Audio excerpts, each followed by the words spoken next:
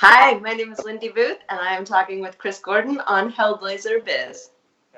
How you doing? I'm Jason Cook, and I'm talking with Chris Gordon on Hellblazer Biz. Good morning, good afternoon, good evening, and good night, viewers and listeners, wherever you are in the world right now. You are tuned in to Hellblazer Biz with your one and only host, as always, me, Chris Gordon. Thank you for tuning in. I really appreciate it. Hellblazer Biz always appreciates the support that you have and that you give for the show and for me. Thank you. I'm not going to beat around the bush. Today I've got another guest for you lined up from my collection from the Creatress, the cast and crew of the new film that is coming out, which has a UK premiere and a red carpet screening event on the 4th of October at the Courthouse Hotel in London. Looking forward to being there as well. First, let's have a look at the trailer for the Creatress. I'm Erin Bello. I've been in sentence construction for over a decade now. What about Erin Bello? Well, who gives a The first question you get when you publish is, what does it feel like to write a book? Postmodernism is so over. Come on, tricks it for kids. Can you write something truthful, for God's sakes? The second is, where does the story come from? How about this? It's a road trip story. Sibling rivalry drama. Country bang bang. Oh, no. Try something else. That doesn't send me like that dress. No Nordic fairy tales, no gangster punk. Something else, fast. It's hard to write when things don't go right. So sometimes you have to dig in. And so if a book doesn't end but fades out, I don't know, it makes the stuff in the middle more important. Did you guys sleep together the other night? Why didn't you answer when I called earlier? Because we were talking. No. I'm just taking a quick break, but I wanted to call and tell you that I am working on something. I'm looking for the truth in tropes. The story is sometimes a farce. Hey, is this your dog? My thoughts, insecurities, inspirations projected onto a recognizable genre or structure. This is why I told them not to take your advance back yet. I knew you'd get struck by something. Hopefully the truth finds its way. Print the pages. As Saul Bellow, no relation, once said, only art penetrates reality to rediscover the genuine. It's not real. Everyone's so busy constructing universes. I'm dabbling in the multiverse. It's not how I'd memoir it.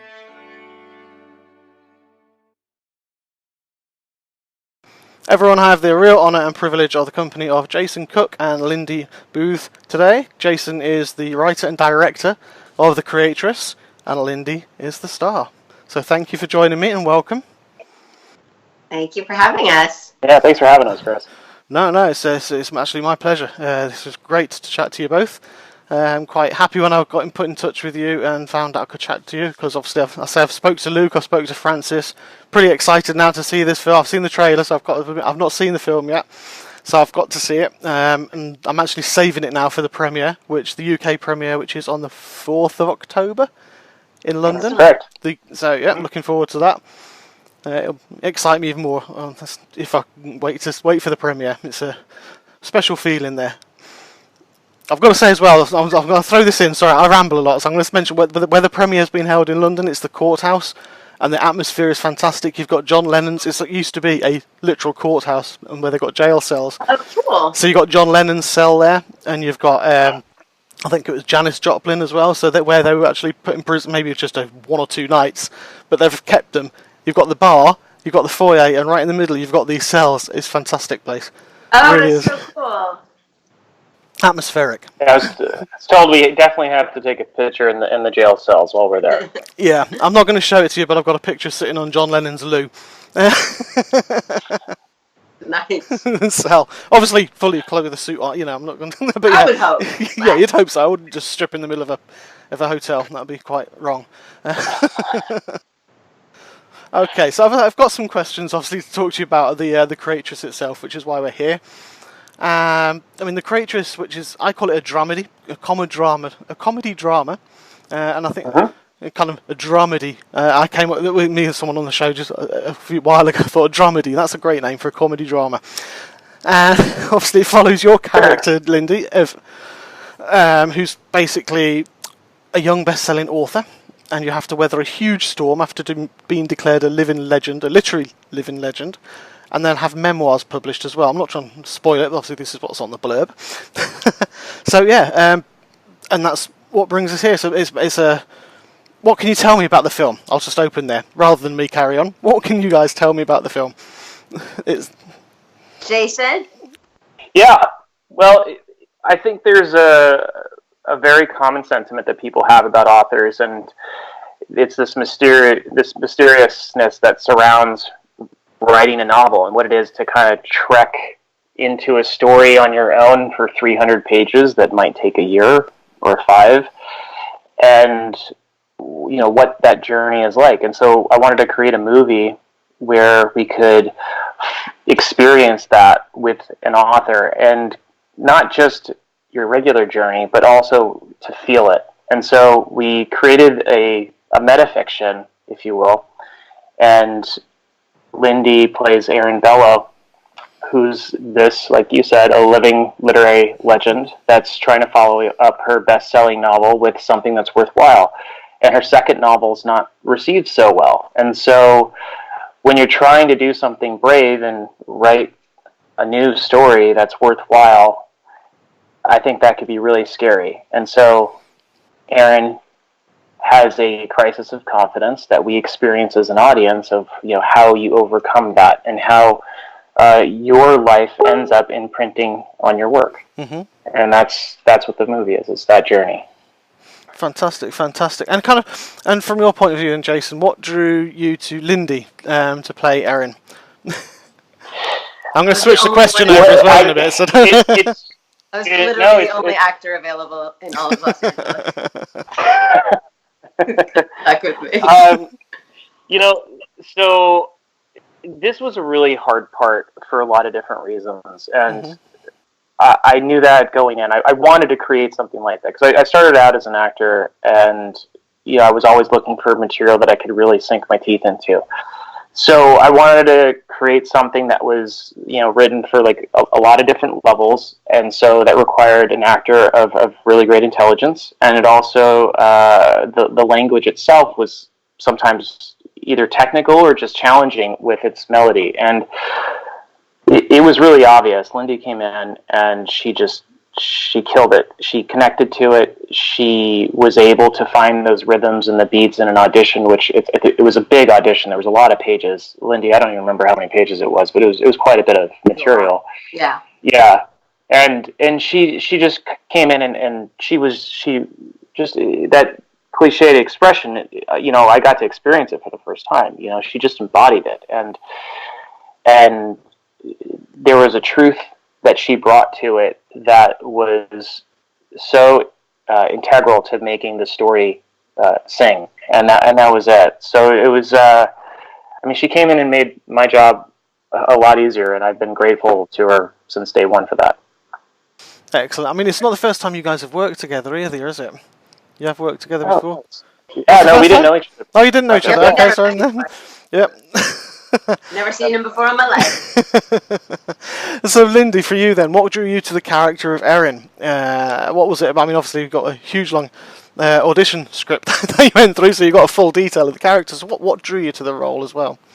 Yeah, look, Jason wrote a big script, a really good script, and just what he said, that he wanted to write a part that was challenging and interesting. As an actor, that's what you look for. And you don't see them a lot. There's a lot of, very simplified scripts and scripts that get spoon-fed to the audience. And I think one of the things I really appreciated about this was that it didn't give you all the answers, and it gave the audience credit for being able to understand some really big concepts and some really big ideas.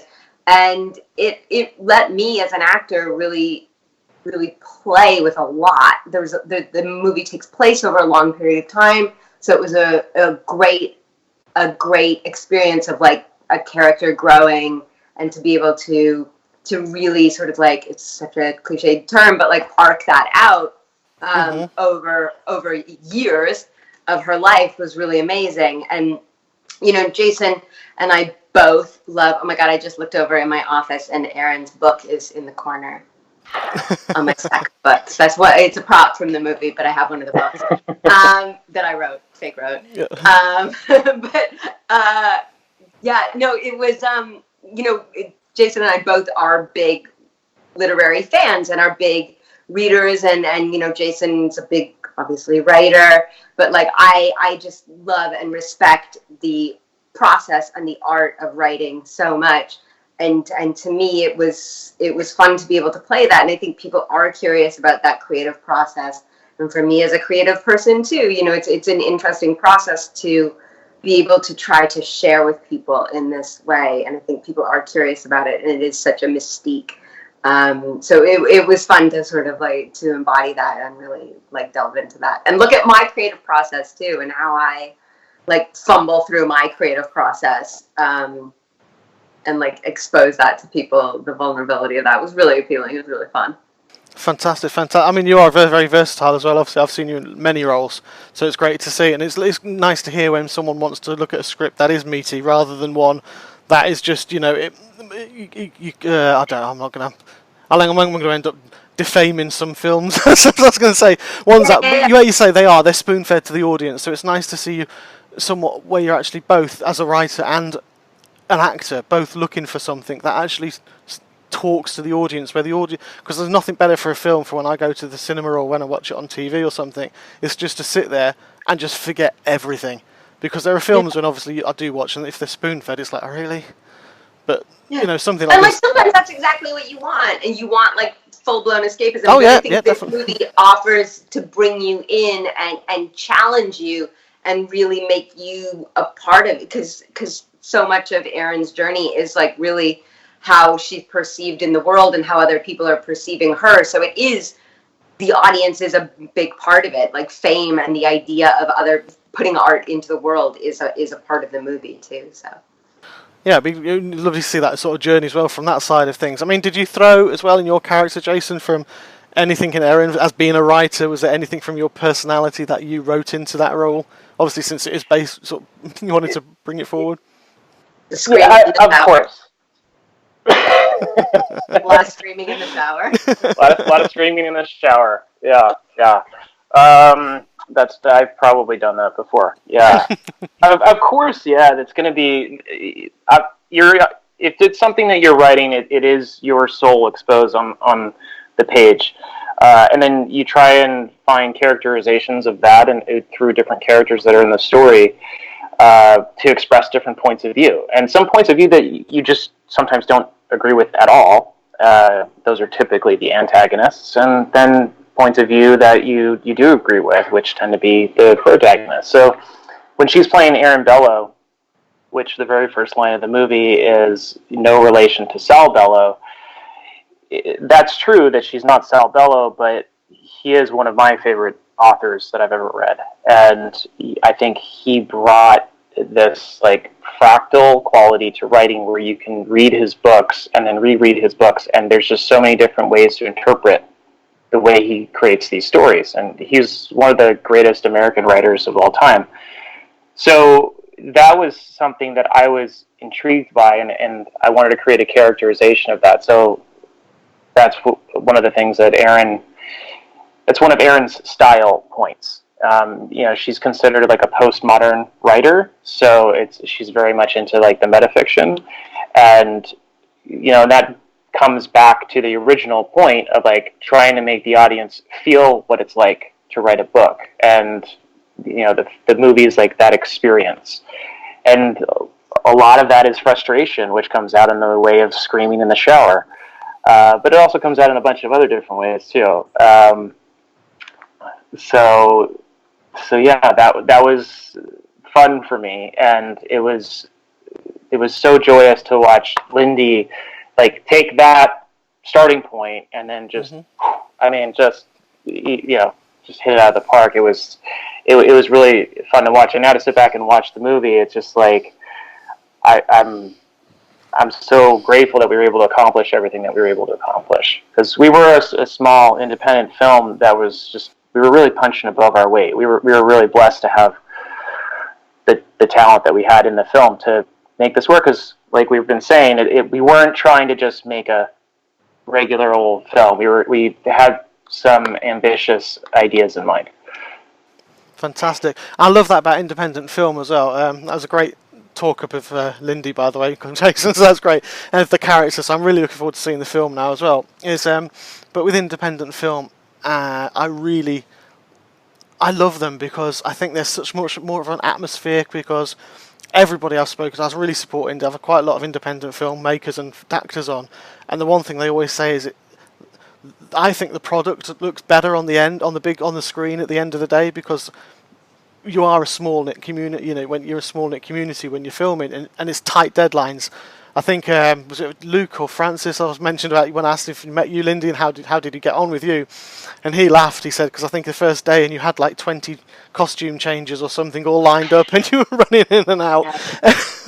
But it's very complimentary. Obviously, he said it was great, but that kind of atmosphere, it really brings you, and like you're a family. It's a family type atmosphere, and because you're all helping each other and you learn from each other and you can teach other people as well, that comes out far better on the screen sometimes than when you're looking at a huge multi-million pound or dollar blockbuster, where you might. Thank you for translating. Yeah, sorry.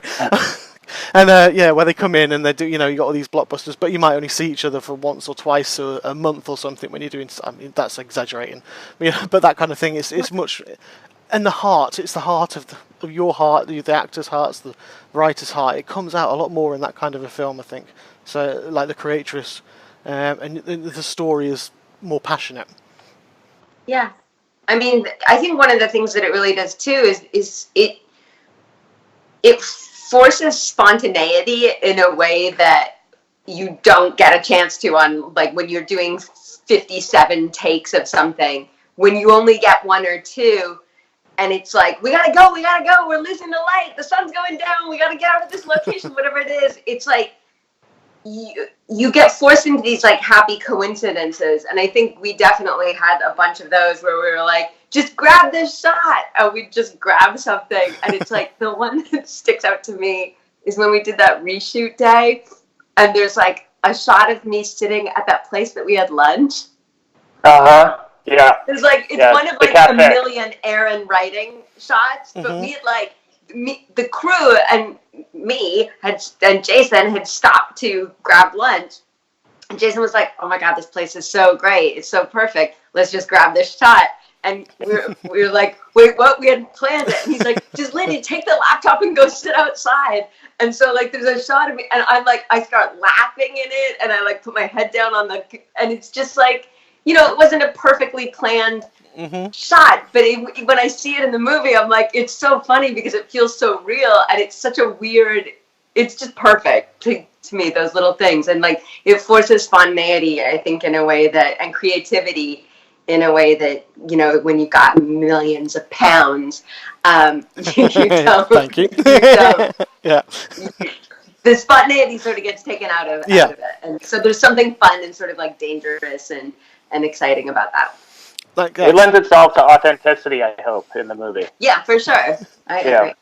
Excellent as well. I know Francis, when I spoke to him, he mentioned about the bar fight, because we were talking about that, because from the trailer, obviously I've seen that there's something in there, and he didn't go into it too much, but he did explain about the set there as well, and I think some people he knows from work at the bar, and it was just like they all knew where it was and the location wise, and he was just like thinking, oh no, because people, I think there was one scene which I won't say because we said it off air, and he just said, he goes, all his friends were like, oh no, it's just ruined that moment for me now. They can't go in because they'll just think of this one thing in that bar. So it's great, and because you obviously local locations and stuff like that. I mean, I did one. Sorry. No, I was gonna say we shot all over LA. Yeah, we had 29 locations that we hit in LA in 15 days. Wow. So yeah, not including the reshoot day that Lindy is talking about. So that adds a couple more locations. That's impressive. That's a lot of traveling and a lot of shooting. A lot of traveling in a city that's famous for traffic. Oh yeah. I worry about that when I'm commuting, and then I remember all the pictures of LA, and you just see it's just a car park for the whole day. It's just crazy. Yep. See, I want to come over there, but I wouldn't drive. I mean, I did myself. I was in an indie film about 3 years ago. I had a little speaking part and everything. I was quite happy. It was my first one. I was like, yay! I've not had one since, so I don't know whether it's.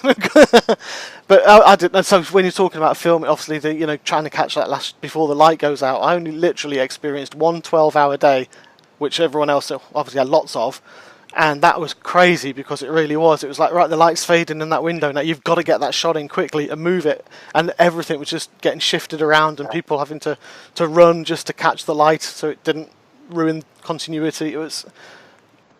It's even worse when you're shooting at night and the sun starts coming up and you're like, oh no, it's coming. Yeah. Moving fast enough to be able to get your shot is one thing. There's the whole chaos of the set, which we definitely had a lot of. But then there's also like the next moment where you go from all of this chaos to you have to bring it all in, and as the actor, you have to find your character, your center amidst all that chaos. So it's also kind of jarring. You have to have different gears to be able to do that. And, like Lindy did that so well because she was doing 20 changes in one day and running. And it's like, it's hard to go sprint, do something really quick, come back, and then just be like, okay, now let me find my place in this very complex script that has 3 different timelines and 3 different realities. And, so and that was, I would say, extra exhausting on this film. And, I came from a world where I used to shoot 100 pages a day. And this was a tough shoot, not in the amount of content that we were shooting a day, but just the ability to get that content up in front of the camera. So it can be tiring, but now we get to just reflect back on it, and we're both really proud of the work. Yeah. Just be like, wow, yeah, we were nuts. Wasn't it such an artistic, wonderful time? Oh yeah. Yeah. At the time, I mean, you either dyed your hair because it all went grey because of the stress during the time. I've got some more grades from this movie for sure. Yeah. And that's the thing people don't see. I mean, when you have something like this coming out and you see the film, it is all that work and that stress that goes into it, then the post-production and things like that. But it's that sense of achievement to have that, then out on the screens, to have people watching it. It must be a sense of achievement for people to do so. Yeah, and look, Jason said a lot of nice things about me, but I will say a million nice things about him. But one of them is this movie is 100% him. This man is a bulldozer. He made this movie happen. It was like every step of the way. There was like every other moment you'd be like, oh God, we're never going to finish it. And Jason just like would pick it up and get it together. And this movie from start to finish is 100% him. I showed up and said words. Thank you, Lindy. That's good. I appreciate it. Chris, you one of the things that you were just saying, I want to go back to, is like, this is all fun stuff to talk about.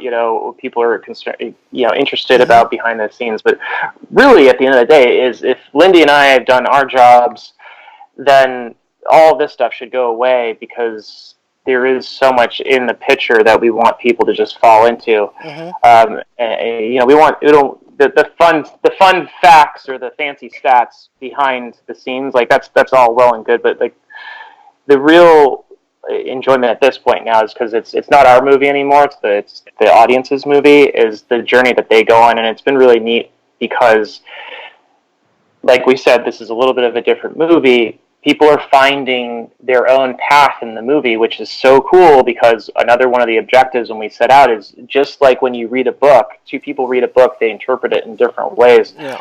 That doesn't happen so much with movies because the mediums are different, but that's something that we're trying to blend here. And so it's neat when the audiences have a different experience. And one of the things that we hear back a lot is like, man, it's really funny. Like, we didn't think it was going to be so funny because we thought it was literary, so serious. And so, like, it's been nice that people, like, find the humor in it and then enjoy it. And it's kind of like they're surprised by it. And that's been, it's neat to now hear what the audience makes of the movie. Because I think, like, one of the things that I've really noticed is that people who I know have seen it have, like, they have their initial reaction and they express it very loudly and clearly. And then they call me the next day like 201, everyone has had like a follow-up call with me and been like, you know what I've been thinking about? And they like reflect on something, and like something else comes up for them that they stick on, and the movie seems to stick with people in a way that I think a lot of movies don't, because I really do think it makes you think. And I think that everyone has their own opinion, but I also think that people have like different opinions that change the longer they sit with it, because it is such a complex, sort of fun and like exciting ride that like your initial response is, oh my god, it's so funny, Fran Drescher is so amazing, which is true. And then like the next day, everyone has like this like total, like it sinks into another level, and they're like, oh my god, what was that? And they like have a whole other reaction, which is, you know, an amazing thing. It's like how you feel about a book. Yeah, fantastic. I mean, that is great. It's making me more excited to see it now, because I love that. If I can still be thinking of a film several days after, you know, about how it's made me feel or anything like that, then it's been a good film. You know, get your money's worth. Yeah, exactly. Because I love reading as well. I absolutely adore reading. So that's another reason which drew me to The Creatress, is obviously because it's about an author and everything. I thought, wow, you know, it's something that it would be nice to see that sort of storyline being told. You know, because obviously I'm not talented in that way. I was going to say, I started writing a biography, I'm sure, at one point, and then I think I got to one page, and it was like, no. One of the hardest things about writing is to sit down to write. It's still hard for me. I've been doing it for a long time now. That's I think the hardest part, just to get in your chair and find the first word. Yeah.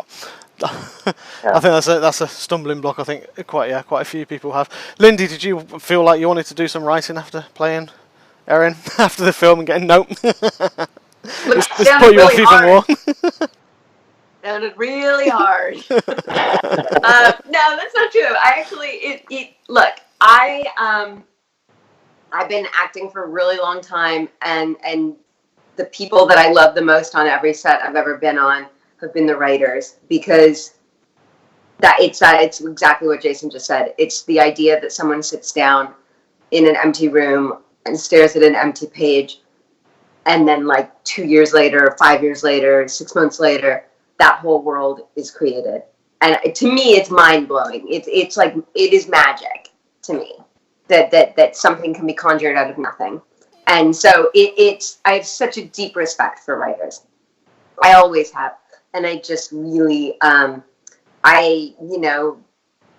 dabble, but I don't. I just do it for myself, because I think it's a good creative exercise for any creative person to sit down and force themselves into something that makes them uncomfortable. Fair enough. Great answer. See, you've left me speechless. Hardly happens. I mean, and you mentioned Fran as well there, Fran Drescher. Obviously, you managed to get a stellar cast in this film too. So, how was it like working, obviously, with everybody? Because that must have been such a buzz as well on set. You got obviously Fran, you got Peter, you got Lindy, Kayla. I remember Tiana Benjamin from EastEnders. You know, that's family. She was fantastic in the movie. Yeah. Yeah, she was such a perfect Jessica. She plays a colleague or another famous author that has a lot of respect for Erin Bello, but she just fell into it because I'm trying to think of.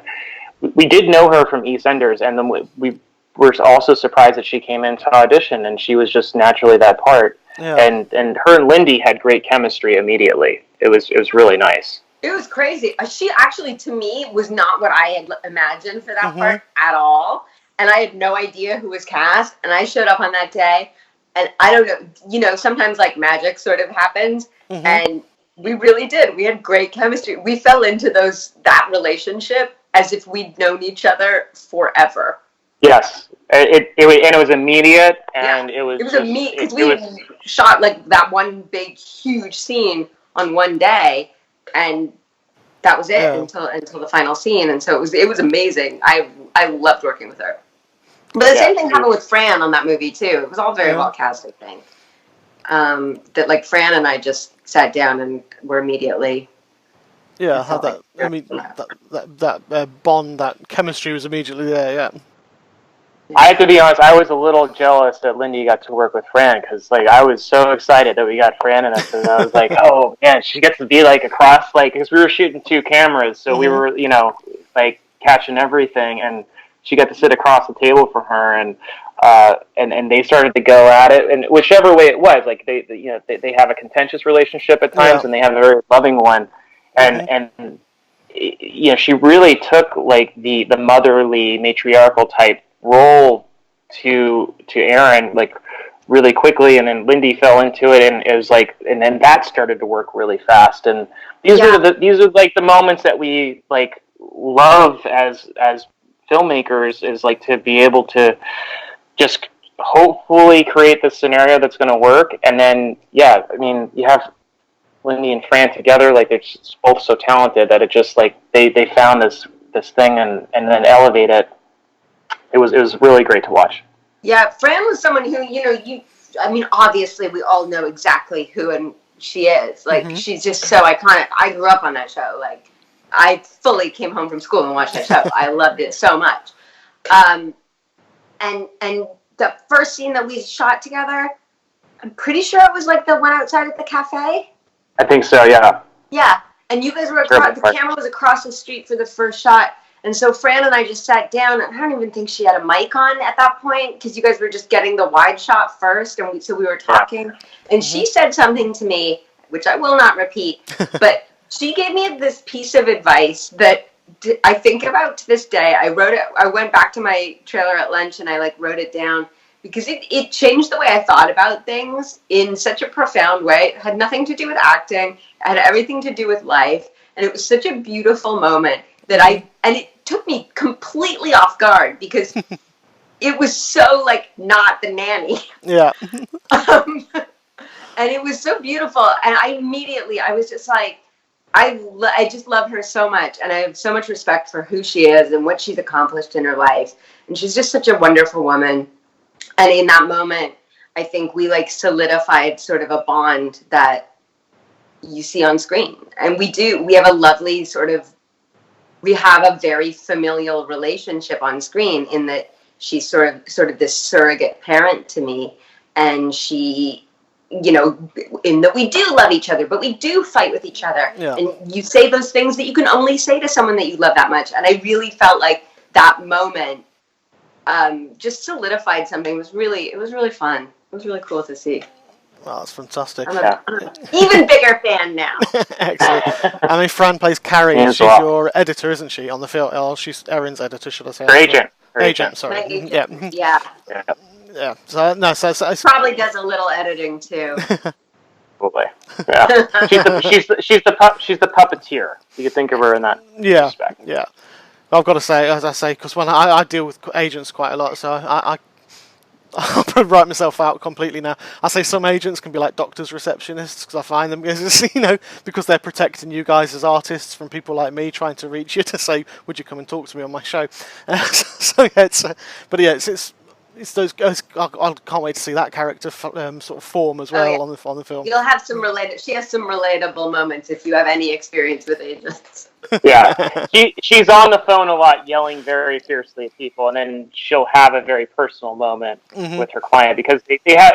You learn throughout the movie that they have more than just a client-agent relationship. There is a familial connection there as well, which also lends to some of Erin's doubts about, why she is writing these books and if she is worthy of writing these books. So it all kind of folds together.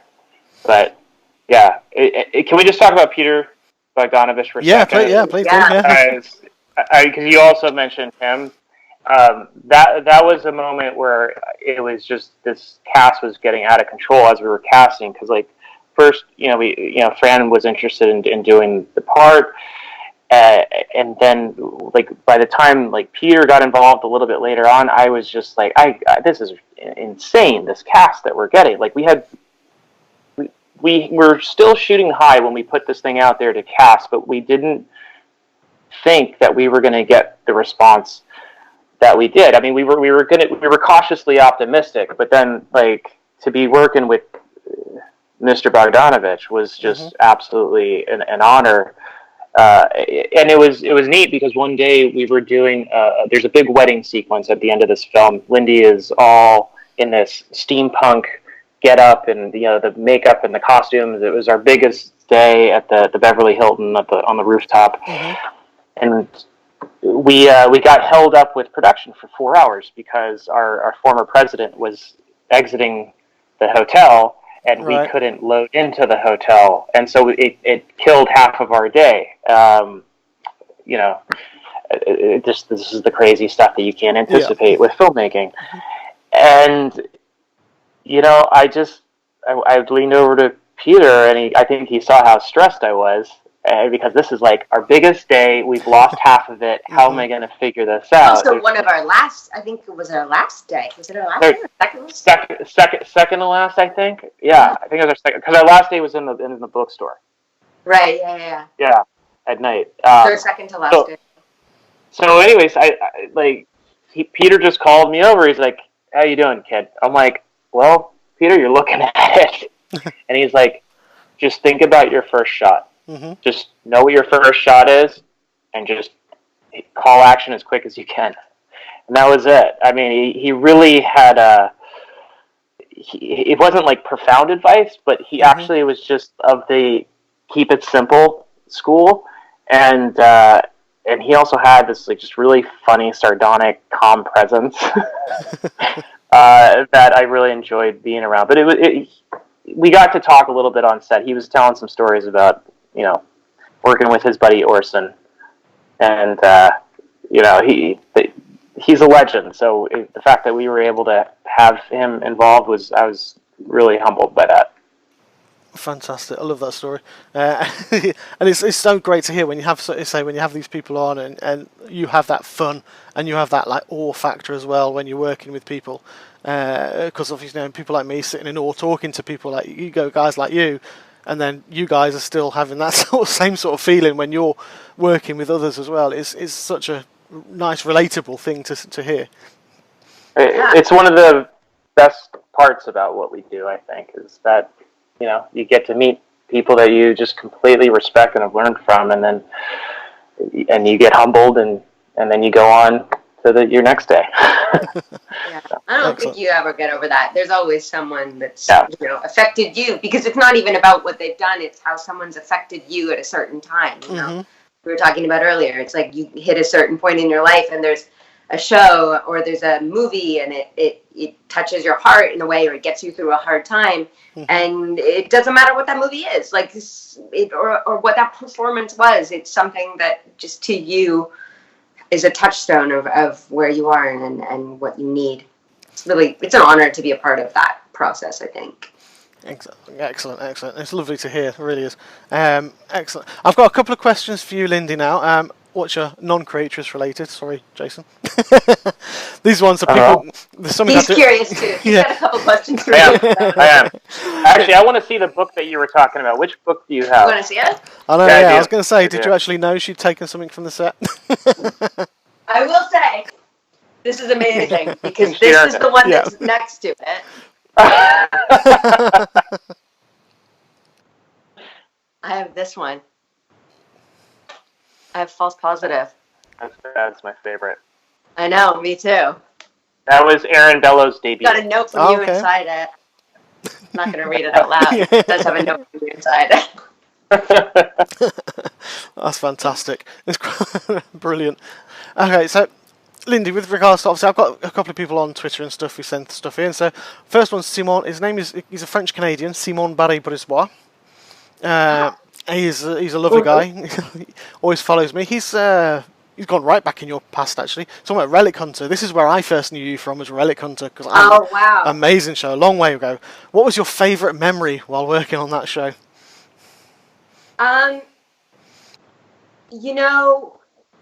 Tia Carrere is one of those people that I love so much. So my favourite memory was just meeting her, and I was very young when I started on that show. I think I was like 19, and it was one of my first jobs, and I had no idea what I was doing. And Tia Carrere was so amazing to watch. Just the way she behaved on set, the way she handled herself, the way she treated the crew and the rest of the cast. And she taught me everything I needed to know about being a leader on set and being like a number one on call sheet. She really was a beautiful person to learn from. So all of my memories on that show were from her just being awesome. It was. And then I have one really bad memory of a day that we would call it Lindy Unit, because we would shoot all of my stuff at the desk on one day for like 2 episodes, and I had the stomach flu. And so they got me all dressed up, perfect hair and makeup, beautiful little outfit, and I'm doing these scenes, and it's just me, and they put a bucket next to my desk, and I puked every time they yelled cut. And it was like 8 hours of that, and I just remember being like, this is just awful that this is what I'm doing. But I would just they'd be like, cut, I'd be like, ugh. And then I'd come back and we'd start again. It was painful.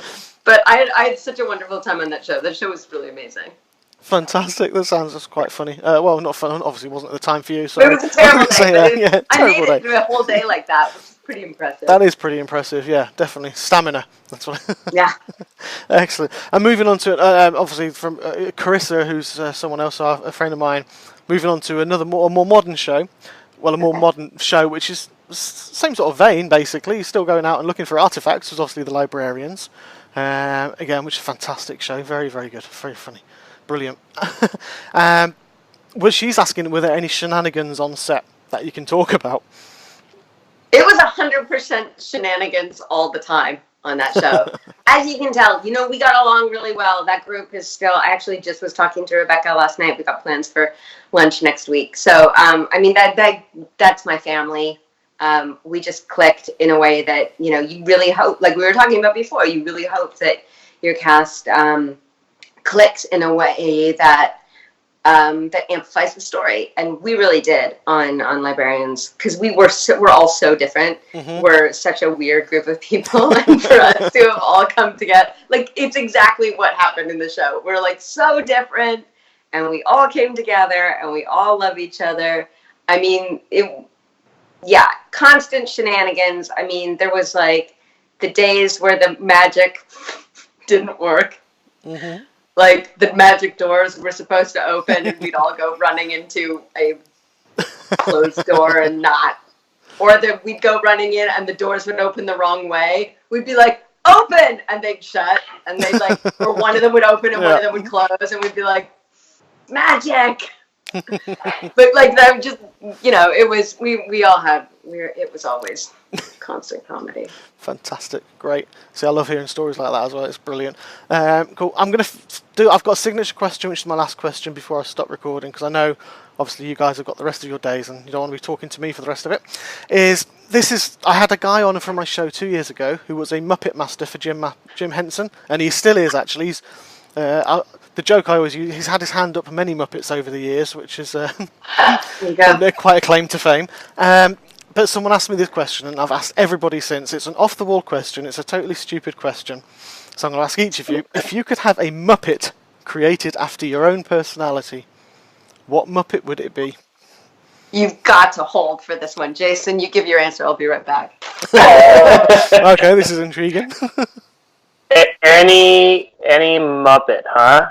Mm-hmm. Well, you say Jim Henson, and I can't help but think of Dark Crystal right now, just because I just watched the original, and it's a huge thing on Netflix right now. 20 years in the making, and I would definitely love to be like a Sketsky, because those puppets were just incredible and so scary. They are. They're really fun to do that, but a Muppet in mine, I'm probably like Gonzo, I would say. Sorry. That's what I was Why do you just have that? Oh, that's brilliant. It's me! Oh my god. That's you. Oh wow, that's amazing. This is amazing. My friends gave it to me. There's like a place where you can go and design a Muppet that looks like you, like a Build-A-Bear workshop, but with Muppets. And Oh, this wow. is mine. Oh, that's incredible. That's just That's trumped. awesome. That's the best. Just trumped every answer I've ever had, Lindy. That really. Thank you. I was hoping it was. Sorry, Jason. Lindy, can you sign us off? That's just awesome. My friend, actually, the guy who did that Muppet, he's actually one. I think he's one of the puppeteers on the Dark Crystal, the new one as well. So. Oh my gosh. Cool. That is amazing. Yeah. So yeah, thanks, Great. Jason, for that. So Gonzo type, yeah, got that. But yeah, you're outstaged. You're upstaged by Lindy there completely. Once again. That is absolutely fantastic. That really is. Do you have a voice for it, or is it your own? It's my voice, Voice, your own. obviously. Yeah. It's me. Yeah. Duh. I'll add that bit in for you, which you just. That is absolutely cool. Right, okay, guys, thank you. Is there anything you'd like to say for last words for people who are watching or listening to this? Thank you very much, Chris. I appreciate the time. Everyone go check out The Creatress in the UK on October 4th in theaters. Exactly what he said. Thank you so much. It was such a pleasure talking to you. Thank you, everyone, for tuning in. This has been Hellblazer Biz. Hope you've all enjoyed listening or watching. Please remember to subscribe if you were in the UK. Subscribe on Amazon Prime UK, YouTube, Apple and Google Podcasts, Spotify. And if you're worldwide, you can also use Hulu and Vimeo as well. I am there to search me out. Please rate me, please review me, and share alike. Thank you very much for tuning in. Chris Gordon on Hellblazer Biz.